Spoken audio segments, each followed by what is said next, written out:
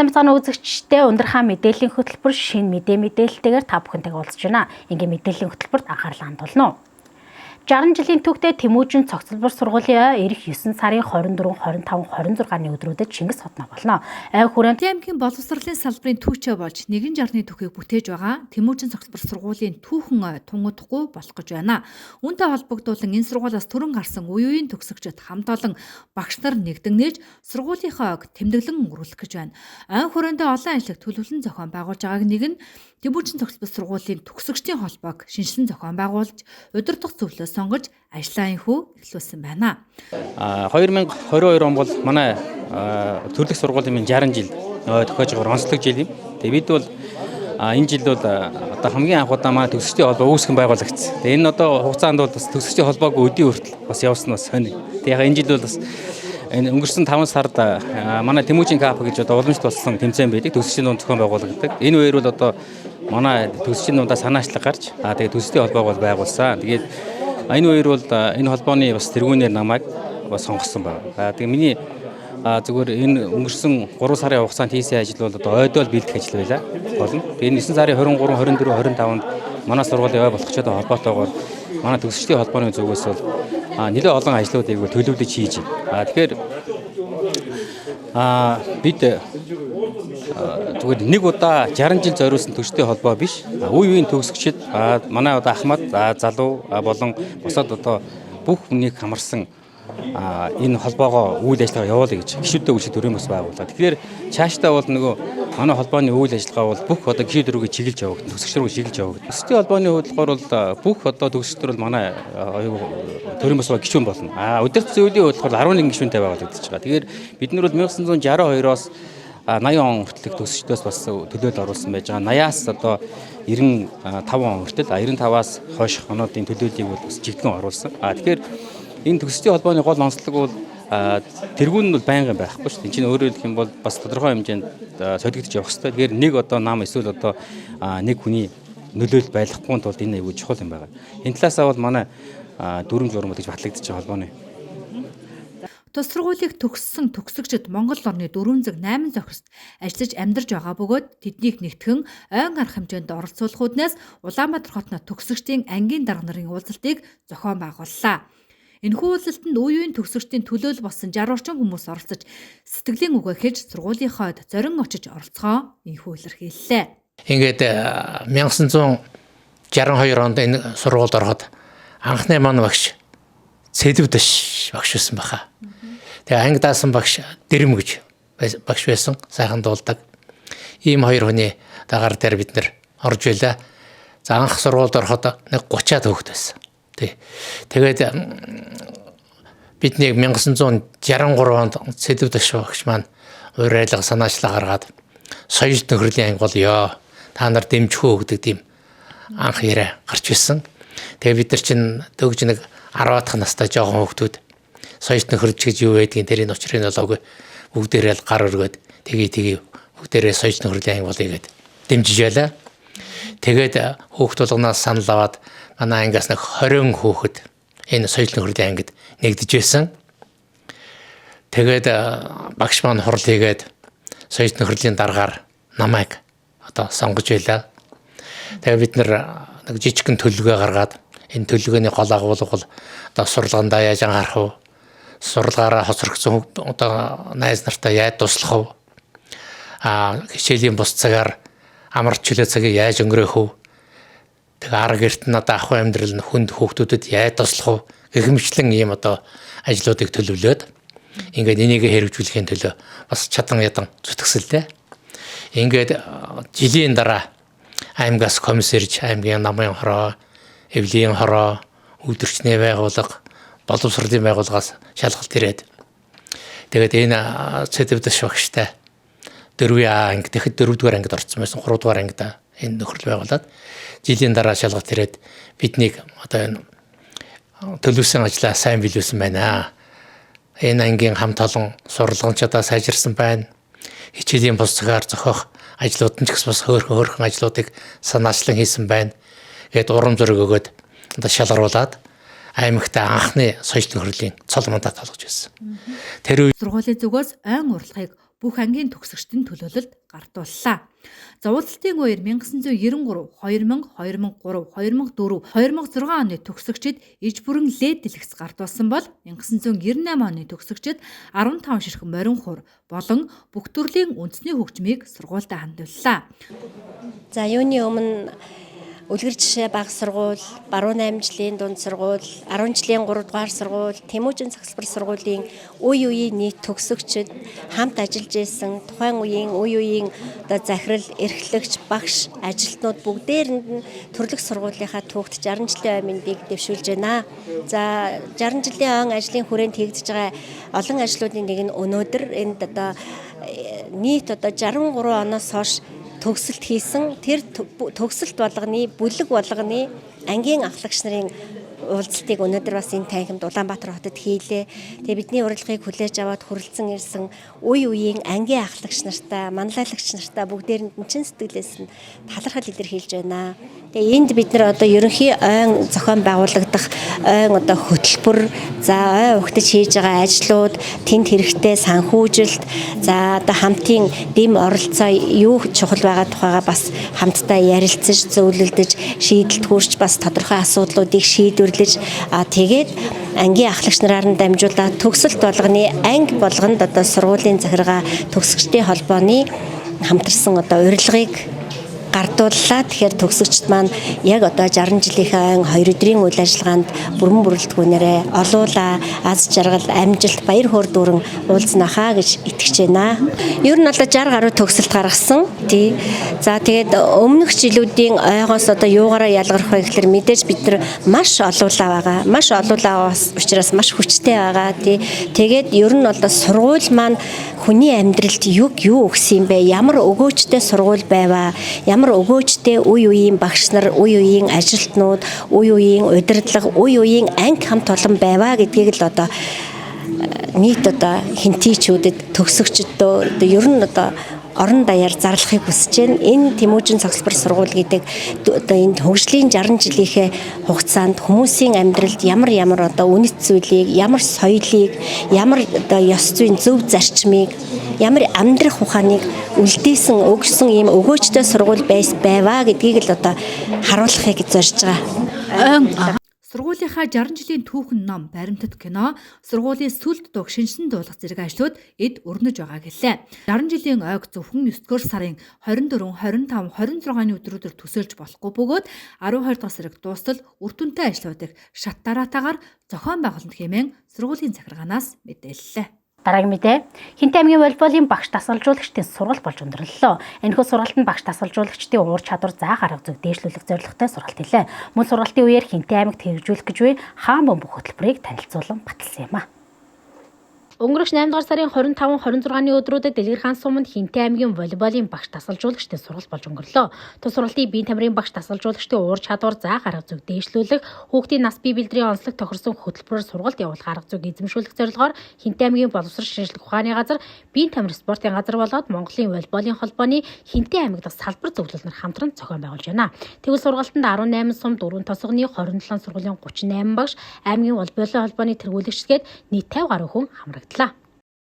Волейбол гэдэг бол өөрөө багийн спорт.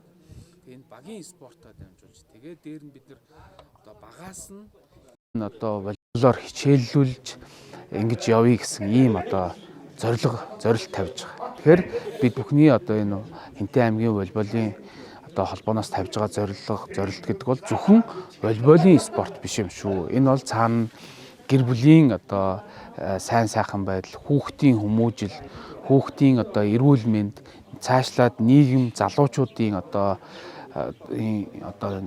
нийгэмд оруулах маш сайхан юм эрг одоо үр дүнгууд юм аа гэж ойлгож болох хэрэгтэй. Одоо манай Хинтээ аймгийн одоо үе үеийн одоо энэ волейболын холбооны хамт олон за багш нарын маань одоо хичээл зүтгэлийн үр дүнд өнөөдөр Монголын одоо Монголын волейболын одоо спортын одоо шилдэг тамирчдыг бол манай хинтийгээс гаралтай багш дасгалжуулагч тамирчид өнгөлж байна. Энэ бол одоо юу гэдгийг манай энэ одоо ард түмний волейболыг гэсэн ийм сайхан сэтгэлийн үр дүн. За манай Хинтээ аймгийн волейболын холбоо бол өнөөдөр бид нэр 21 одоо тэргүүлэгчтэйгээр бусад одоо аймагуудын жишгээр одоо Монголын волейболын холбооныхоо одоо салбар зөвлөл, салбар холбоо гэж ингэж зохион байгуулалттайгаар ингээ явагдаж үйл ажиллагаагаа амжилттай явуулж байна. Тэгээд ер нь одоо Хинтээ аймгийн волейболын холбооноос барьж байгаа бодлого бол бид нэр одоо шүүгчтэй бэлдэх. За шүүгчдийг бол ер нь орхитуулж явж ирсэн юм байдаг. Тэгэхээр эдгээр бол одоо нин тэргүүний одоо зорилтуудын маань нэг бол бид нар шүүгчтэй бэлдэх, шүүгчдийн зөвлөлөө чадахжуулах, уралдаан тэмцээнүүдийг маш өндөр хэмжээнд зохион байгуулалттай дүрмийн дагуу явуулахад бас анхаарал хандуулж байгаа. Ирэх жил манай Хан Хинтээ аймгийн маань одоо байгуулагдсны 100 жилийн түүхэн ой болно. Тэгээ энэ 100 жилийн түүхэн ойдоо бол манай Монголын волейболын холбоо, Хинтээ аймгийн волейболын холбоо бол маш сайхан одоо уралдаан тэмцээнүүдийг зохион байгуулж тэрийг үнэхээр одоо дүрмийн одоо зөрчилгүй зохион байгуулалтын өндөр хэмжээнд зохион байгуулахаар бид бүхэн одоо чармааж ажиллаж байгаа. Хинтээ аймгийн волейболын холбооноос аймгийнхаа шинжлэх ухааны газар, биетэмэр спортын газартай хамтраад бүх сумдынхаа сургуулийн бие тамирын багш нарын донд заах аргыг сайжруулах, хүүхдийн бие бэлтрийг хөгжүүлэх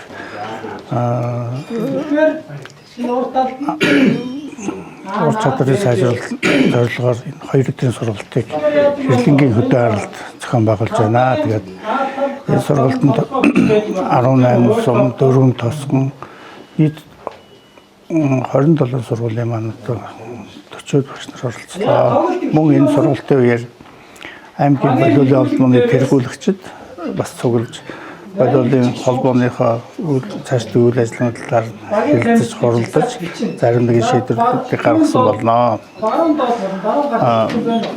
Холбооны тэргүүлэгчдийн өргөсөн хуралдаанаар дэгдүгээрт нь өнөөдөр волейболчдын манай өмнө тулгамдаад байгаа шүүгчдийн зөвлөлийг шинжилэн баталсан. Мөн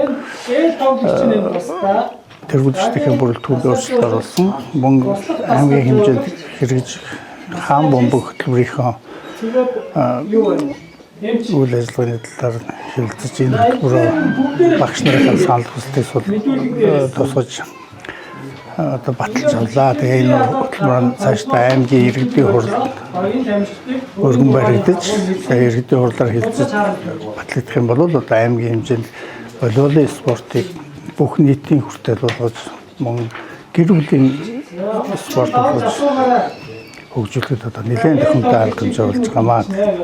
Мөн сургалтаар яригдсан онцлог зүйл бол аймгийн волейболын холбооны тэргүүлэгч олон улсын хэмжээний мастер Тамирагийн Хинтээ аймагт волейболын спортыг хөгжүүлэх хаан бөмбөг хөтөлбөрийн танилцуулгыг хийж, аймгийн волейболын холбооны тэргүүлэгчид багш дасгалжуулагчдаар тус салбар хэлэлцүүлгийг зохион байгуулж, мэргэжлийн байгууллага багш дасгалжуулагчдын саналыг нь тусган, аймгийн волейболын холбооны тэргүүлэгчдийн өргөтгсөн хуралдаанаар хэлэлцүүлэн 100% саналаар дэмжиж, аймгийн иргэдийн төлөөлөгчдийн хурал болоод засаг даргын тамгын газарт уламжлан уг хөтөлбөрийг аймагтаа хэрэгжүүлэхээр боллоо. Бөмбөг хөтөлбөрийн зорилго нь волейболын спортыг хөгжүүл, тамирчдын ур чадварыг нэмэгдүүлэх, тусгай хөтөлбөр боловсруулан, нийтэд тараах бага насны хүүхдүүдийн бие бэлтрийг зөв хөгжилтэй бие хүн болгож төлөвшүүлэх, волейболын спортыг гэр бүлийн спорт болгон хөгжүүлэхэд чиглэгдэж байгаа юм а.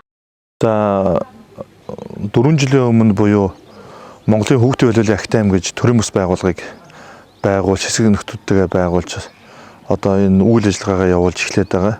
За энэ маань ямар зорилготой байгуулагдсан бэ гэхээр одоо орчин үед хүүхдийн хөгжлийг дэмжих шаардлага одоо бий болчиход байгаа. Тэр нь болохоор технологийн хөгжилтэй бий болсон одоо үдлээс бий болсон одоо хөдөлгөөний дутагдал, жингийн илүүдэл, нийгэмшүүн процесс гараад байгаа одоо зарим нэг асуудлуудыг шийдэх зорилгоор энэ байгууллагыг одоо байгуулж ажилласан байдаг.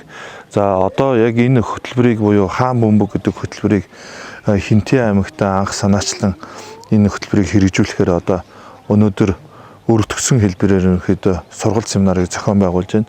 За энэ маань ямар учиртай сургалт семинар болж байгаа юм бэ гэхээр ерөнхийдөө Хинтээ аймагт волейболын спортыг хэрхэн яаж хөгжүүлж, цогц хэлбэрээр хөгжүүлж болох вэ гэдэг талаар ерөнхийдөө энэ хөтөлбөрийг боловсруулсан гэж ойлгож байна. За энэ маань үндсэн 4 ерөнхийдөө агуулгатай удирдлага зохион байгуулалт, за сургалт арга зүй, за сургалтын хэрэглэгдэхүүн, тэмцээн уралдаан гэсэн ийм 4 хэсгээс ерөнхийдөө бүрдэж байгаа. За энэ маань ингээд цогц хэлбэрээр ингээд хэрэгжиж ирснээр Хинтээ аймгийн 17 сум 5 тосгонд ерөнхийдөө бүрэн хэрэгжих боломжтой маа гэж харж болно. Сургалтын 2 дахь өдөр багш дасгалжуулагчдад зориулсан тамирчдын сэтгэл зүй, хоол зүйн талаар сургалтууд орохоос гадна шүүгчийн сургалт спортын бэртэл гэмтлээс хэрхэн урьдчилан сэргийлэх зэрэг талаар мэргэжлийн багш нар Улаанбаатар хотоос ирж лекцүүд орлоо. Энэхүү сургалтыг зохион байгуулснараа биеийн тамирын багш дасгалжуулагчид тамирчдаа бэлтгэх арга зүй, ур чадвар нэмэгдэх, хаан бөмбөг хөтөлбөрийн хүрээнд хамтран ажиллах нөхцөл боломжоор хангагдах, аймгийн хэмжээнд волейболын спорт хөгжүүлэх суурь тавигдаж байна хэмээн мэдээллийн хөтөлбөр Хинтээ аймаг дахь цагдаагийн газраас ирүүлсэн мэдээгээр үргэлжилж байна. Залилан мэхлэх гэмт хэрэг нь урьдчилан сэргийлэх боломжтой ч иргэд гинэн итэмтгий зангаасаа болж хохирож болох тохиолдол жил ирэх тусам нэмэгдэж байна.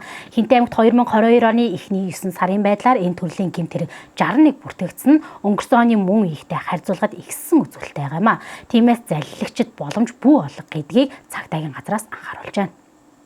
Улсын хэмжээнд бүртгэгдэж буй нийт гэмт хэргийн дийлэнх хувийг залилах гэмт хэрэг эзэлж байна. Хинтээ аймгийн тухайд өнгөрсөн оны мөн үеигтэй харьцуулахад залилах гэмт хэрэг 29 бүртгэгдэж байсан бол 2022 оны эхний 9 сарын байдлаар 61 хэрэг бүртгэгдэж 55% өссөн үзүүлэлттэй байгаа юм а. Тиймээс нийгмийн сүлжээгээр иргэдийг залилах гэмт хэрэг сүүлийн үед олширч байгаад бол иргэдэд мэдлэг мэдээлэлж урьдчилан сэргийлэх үүднээс Хинтээ аймаг дахь цагдаагийн газраас дараах анхааруулах мэдээг хүргэж байна. Иргэд та бүхний энэ өдрийн амрыг гэрээ. Залилах гэмт хэрэг нь эрүүгийн хуулийн тусгай ангийн 17-гийн 3-1-т зааснаар бусдын ихтгэл үнэмшлийг олж хүч хэрэглэхгүйгээр нууцаар хууль бусаар хуурч мэхлэн олж авахыг хэлнэ. Залилах гэмт хэрэг нь 2021 оны мөн үеийн байдлаар 29 гэмт хэрэг бүртгэгдэж байсан бол 2022 оны 9-р сарын байдлаар 61 хэрэг буюу 55%-аар өссөн үзүүлэлттэй байна. Сүүлийн үед цахим хэрэгсэл ашиглан залилах гэмт хэрэг өсөж байна. Өсөж байгаа шалтгаан нөхцөл нь иргэд цахим орчинд харьцахдаа мэдээлэл дутмаг, дутуу болгоомжгүй, анхаарал болгоомжгүйгээс үйлдэгдэж байна. Иймд иргэд та бүхэн бусдын цахим хаягнаас мөнгө гуйх, найдвартай виз гаргана, хямд эд бараа зарах гэх мэт сурталчилгаанд хариу үйлдэл үзүүлэхгүй өөрийн интернет банк болон цахим нууцлалыг чанд хадгалахыг анхааруулж байна. Залилах гэмт хэрэг дотроос цахим хэрэгсэл ашиглаж залилах гэмт хэргийг дагсах хандлагатай байна. Энэ цахим хэрэглээ хэд хүчгээрээр иргэдийн мэдлэг мэдээлэл анхаарал болгоомж дутуу байгаа толботой гэдгийг албаны хүмүүс хэллээ. Иймд иргэд ойр дотны хүнээс нь мөнгө гуйх чад ирвэл сонор сэрэмжтэй байж тухайн үеийн гар утсаар асууж шалган цахим хуудас тэр дундаа Facebook хаяг нууц үгээ энгийн байдлаар хийхгүй байх, ажлын компьютер болон гар утсан дээрээ Facebook-ыг нээлттэй орхихгүй байх, цахим хуудасаа ашиглаж дууссаны дараа хааж гарч сонжоо их сурвалжин тодорхойгүй мэдээлэлд нухацтай хандаж аль болох нэвтэрч орохгүй байх хэрэгтэй. Эдгээрийг мөрдснөөр цахим гэмт хэрэгээс урьдчилан сэргийлэх боломжтой гэдгийг цагдаагийн байгууллагаас дахин анхааруулж байна. Шинэ хичээлийн жил эхэлж буйтай холбогдуулан иргэдийн хөл хөдөлгөөн нэгтаршил ихсэж байна. Үүнийгээ дагаад хүн олноор цуглардаг цэгүүдэд зам тээврийн осол зөрчлүүд гарах эрсдэл өндөр байгаа юм. Тиймээс Хинтээ аймаг дахь цагдаагийн газрын замын цагдаагийн тасгаас ааж уу явбал аяндаа хүрэндээ нэгдсэн арга хэмжээний хүрээнд 9-р сарын 1-нд нөлөөллийн арга хэмжээг Хинтээ аймгийн хэмжээнд зохион явуулж эхэллээ.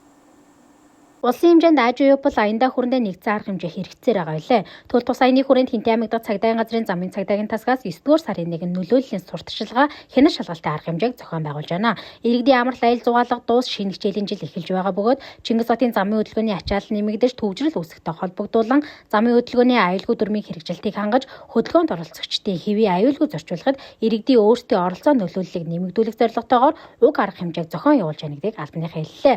Мөн сургууль цэцэрлэгийн үйл ажиллагаа эхэлж байгаа энэ үед хүүхдийн хөдөлгөөн ихсэж хүүхэд альва зам тээврийн осолд үрдэх тохиолдол ихсдэг. Тиймээс жолооч та бүхний замын хөдөлгөөнд оролцохдоо анхаарал болгоомжтой оролцож эцэгчүүдийг хүүхдэд тавих хараа анилтаа сайжруулахыг анхааруулж байна. За улсын хэмжээнд ааж уу явбал аяндаа хүрэндээ нэгдсэн арга хэмжээнд үргэлжлэн зохион байгуулагдаж байна. 22-оос 23 оны хичээлийн жил эхэлсэнтэй холбогдуулаад одоо тээврийн хэрэгслийн хөдөлгөөн маань төв суурин болон аймгийн хэмжээнд хөдөлгөөний эрчим ихсэж байна. Иймээс замын хөдөлгөөнд оролцож байгаа жолооч нартай анхааруулахад хүүхдийн хөдөлгөөн ихсэж байна. Зам орчны байдлыг биеэр шалгаж замын хөдөлгөөндөө зөв соёлтой оролцож хүүхдийг зам тээврийн ослоос урьсан сэргийлэхэд та бүхнийг анхаарч замын хөдөлгөөнд оролцохыг уриалж байна. Мөн жолооч нар та бүхэн согтуур хундаа хэрэгэлсэн үедээ тээврийн жолоотхоос бүрэн татгалзаарай гэж уриалж байна. Шинэ хичээлийн жил эхэлж байгаа энэ үед эцэг их хүүхдүүд хичээлийн хэрэгслээ бэлдэж түүнийгээ дагаад томоохон худалдааны төв дэлгүүрүүдийн зогсоол талбайд ачаал үүсч иргэд олноор цуглардаг. Тиймээс замын цагдаагийн засгаас дээрх нөлөөллийн арга хэмжээний хүрээнд замын хөдөлгөөний ачаал үүсэж байгаа их худалдааны төвийн зогсоол талбайд хөдөлгөөн зохицуулж мөн хөдөлгөөнд оролцож буй иргэдэд зөвлөмж өгөн замын хөдөлгөөнд соёлтой оролцох уриалгыг хүргэж ажиллаж байна. Өндөр хаан мэдээллийн хөтөлбөртэй хамт исэн та бүхэнд баярлалаа. Маргааш шинэ мэдээлэлтэйгээр иргэн уулзцгаая.